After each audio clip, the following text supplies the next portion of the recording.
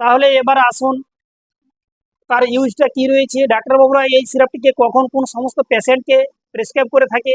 অনেক সময় দেখা যায় ডাক্তারবাবুরা এই ডোফাল্যাক্স সিরাপটিকে প্রেসক্রাইব করে থাকে। এই সিরাপে এই সিরাপটিকে প্রেসক্রাইব করে থাকে ওই সমস্ত পেশেন্টকে। অনেক সময় দেখা যায় যে পেশেন্টের কি হয়ে যায় 2-4 দিন ধরে কিংবা 5 দিন ধরে পায়খানা না হওয়ার ফলে পেটটা কি করে ব্যথা করে। এই ব্যথা করে কিংবা ক্লিয়ার হয় না, গ্যাস অ্যাসিডিটি হয়ে যায়। মনে হচ্ছে যে অনেক সময় মাথাগুলো ব্যথা করে।